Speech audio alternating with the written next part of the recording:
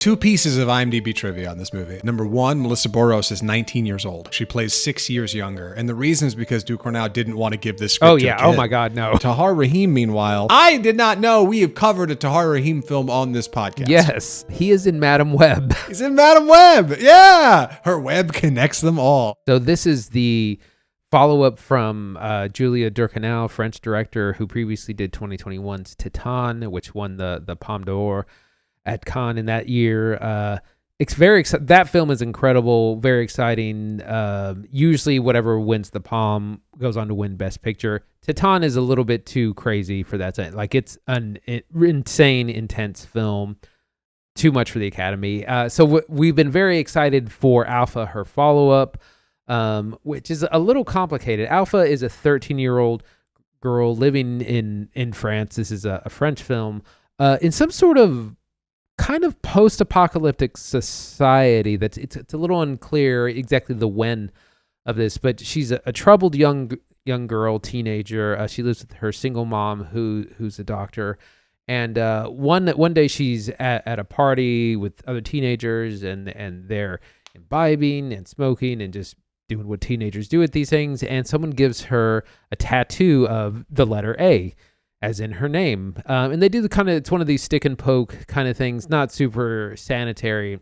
And she comes home and her mom totally freaks out. And initially you think, well, it's like, well, my daughter's just gotten a tattoo. Like, that's gonna, but it's more than that. She says, don't you know about the disease? And initially when we hear this, we think, of course, HIV, this is a very much a parallel for, but it's actually a completely different disease. Again, this is sometime in the future. And there is this bloodborne pathogen that slowly turns people to stone, is what it kind of seems, and which is depicted in this very kind of incredible way. But it's, I mean, like a lot of epidemics or pandemics, everyone is completely scared to be around her. She's already ostracized at school, and even more now because she has this big like bleeding wound, and she ends up getting blood on other stuff. Like her nose starts to bleed. There's a really terrifying scene where she's in a pool and she hits her head or bumps her nose, and she starts to bleed in the pool, and everyone just freaks out, gets out of it. So this is kind of the situation we're in. Meanwhile, her uncle, who is an addict, not in recovery, kind of in and out of recovery and sobriety, seems to be doing okay. He comes back into their lives, and his mother insists, hey, he's staying here. He's family. He's a patient who needs help. He's not, So this is kind of our setup, and I heard a lot about this film out of Cannes. It was not warmly received. There's a lot going on. I mean, this is just a ton. I'm excited to talk about it. Zach, what do you think? I really like Alpha. I think Alpha's cool. I really like Titan, so it's easy for me to say, this is neat. And I like that the trailer for Alpha is just all tone. If you don't know much about it, this would be the most you've heard about it for sure. Just listen to this. We won't talk any spoilers, but it doesn't really give you exactly what's going on. And Titan kind of does the same thing. It's like, well, just come and see. Buy your ticket, come on in, come see what's going on here. And what you're treated to is a horrifically grisly R-rated feature with some really resounding emotional themes. And Alpha follows in that same framework. We have a young girl, like Andy said, who is suffering what may be or may develop into some sort of affliction. And right as she's kind of potentially contracted what this thing is, as we start to get into testing and start to figure out, oh no, does this 13-year-old have this terrible thing? This uncle kind of blows into town and begins staying there, and we begin to see similarities between her tale and his tale of heroin addiction. We see people who are queer who have developed this virus, and how society ostracizes them and pushes them away and says, hey, you're weird or sick or different. I love that Julia Ducournau's disease here is so visual. It's this thing that turns people to stone like statues. It's almost beautiful in this horrifying sort of way. And in that same way, our character Alpha and her uncle develop a sort of sense of community, of bonded togetherness by being cast out from so many people who they used to love and love them back. It's unique. It's twisted. I can't believe it's got like a 54 on Rotten. I'm like, am I crazy? Like, what are we doing here? Like, this movie's cool, man. I don't know. If you feel like it might be a miss, if you see that, like, don't listen to it. Alpha's really cool. I'm glad we watched it. Yeah, I agree. I like this a lot. It's the kind of thing where I was like, I really want to watch it again because I think there's a lot that I'll catch the second time. It is a challenging film for a number of reasons. Subject matter, or what it parallels to, it's very much a parallel to like the AIDS epidemic of the 80s. In that same way where people are ostracized, everyone's scared, and people are misinformed constantly. But there's this parallel between the physical disease and also addiction. Her uncle, because he's an addict, is ostracized, and Alpha, played by Melissa Boros, also begins to kind of, initially she doesn't think anything. She doesn't think highly of her uncle. He's just an addict. He shouldn't be here, like whatever. And then as she starts to experience that same kind of ostracization from her peers, from her school, from this society, she begins to have a lot more sympathy for his situation. The film is also told in flashbacks. There are moments in the present and also moments in the past, and they're a little difficult to tell apart. And there were several times where I was like, wait, what timeline are we in? And that's, again, part of the reason that I would like to watch it again. And like I said, there's just so much. Some people, the feeling out of Cannes was that it was a little bit too bleak for a lot of people, just a bit of a downer. And it is, but there are a lot of interesting themes that we'll get into a little bit more. Zach, take this off me. Yeah, really challenging lead performances here. Our lead, played by Melissa Boros, is a 13-year-old girl. So 2 pieces of IMDb trivia on this movie I can provide. Number 1, Melissa Boros is 19 years old at the time of filming. She plays 6 years younger. And the reason is because Ducournau didn't want to give this script to a kid. She was like, this is too messed up. Oh my God, and no. like, I thought that watching this movie, there's stuff happening here that I'm like incredibly uncomfortable that I'm looking at a 13-year-old. Like, there are moments of explicit sexuality. There are moments where she's at the doctor's office in her underwear.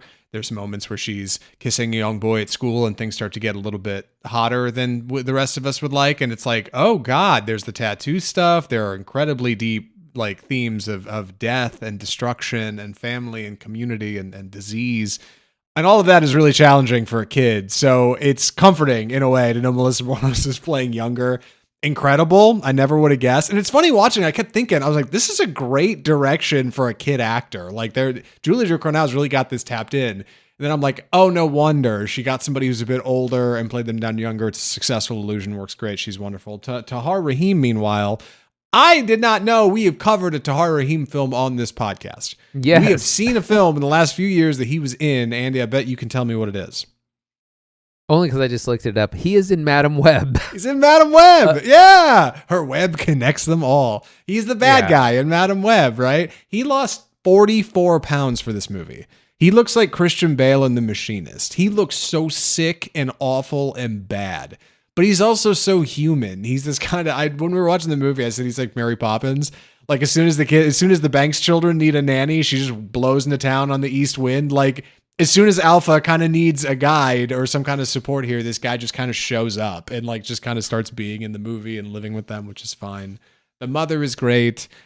Surprise Emma Mackey in this movie, who I thought was going to have more of a starring role. She's really just kind of a nurse with a handful of scenes, but even still, a big performance out of Emma. Big fan. Subdued, simple. And a terrible wig in one scene. Terrible wig. Yeah, so she's got that past present thing that mechanic starts to dip in a little bit and ends up taking you somewhere that Titan didn't even go. But awful wig. Yeah, it's like, oh boy, who put poor Emma in that? Yeah, I'll continue on with our performances. Tahar Rahim is probably best known for the Mauritanian film from about 12 years ago, about someone who's kept in prison by the U.S. government for like 14, 15 years. I think actually might still be in prison. So that's kind of what he's best known for. Yeah, he looks terrible because, again, like a junkie or an addict. Yeah, he's supposed to look malnourished, and he's so unbelievably.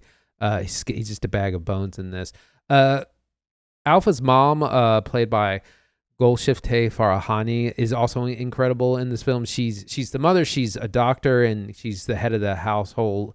Essentially, for all intents and purposes, a family is a huge theme in this movie, and kind of not abandoning them, because everyone's like, well, why didn't she just kick your uncle out, or why just kick him to the curb? And she's like, no, he's family. He has a place here. He'll always have a place here.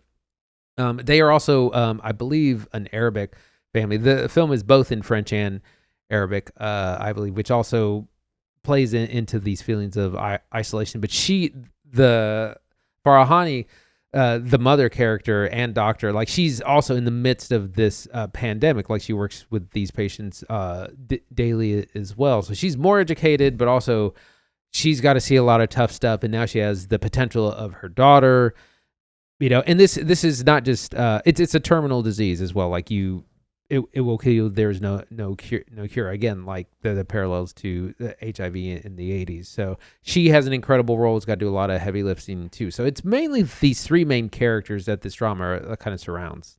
I really like that this like slightly post-apocalyptic setting is kind of in a part of this, because it just feels like a bit of a reflection of our current world. It's not quite the world we live in, but maybe not far off. It reminds me like Christopher Nolan's Interstellar, right? The world is drying up and things are going wrong. And I love so much of the way Ducournau just films like cringe stuff that's so uncomfortable. She's using like macro lenses in this to get real close on like a heroin needle in a flame, or like the stick and poke tattoo Alpha's getting at the beginning of the movie. You see the blood coming out under the ink, and it's just like, oh God. And then this gets extended to like the tattoo horror, which, if you have any tattoos, solid tattoo horror movie. Like, she's bleeding. It's like running out under this thing. Kids in school are like, ew, get away. Like, oh God, it's just like, it just feels paranoid and uncomfortable and gross. And you just want to lean back away from the screen. And this is something Ducournau does really well. Raw does this well. Tahar does this well. Alpha does this well. Like, she seems to be tapped in. She knows how to get you uncomfortable, and it's affecting. And like I said at the top, like, I love so much that the final form of this disease, of Ducournau's virus here, is kind of strikingly beautiful, because that's what she seems to be driving at. That like, people who suffer this affliction and are part of this community, like, they love and lose just like the rest of us. And it's so easy for that to be some kind of boundary between us and them, that, oh, well, you're sick and I'm not. Oh, well, you deserve that disease because you lived your life wrong. And if you'd only done it the way I do it, then you'd be fine, like me and my family. Like, that stuff just rips people apart. It rips them apart like an earthquake. And at the center of all of that is young Alpha, who is just now learning that there is this part of the world that she didn't understand. And her mom, a woman who works in healthcare, who is so desperate to try to keep her family together, right? And just to keep things going, like, as long as she can. Painful, heartbreaking, emotional, powerful, tragic. Alpha is a lot of things. I don't think it's a bad movie. Yeah, it's the same thing. I think it's a lot. I think it, again, who do you recommend this to? Who do you? Nobody. It's a hard, yeah, no. It's a hard sell. It's a hard sell. I mean, again, if you think from a business perspective, like, this is a hard sell in theaters as well. But we love to see a director swinging for the fences.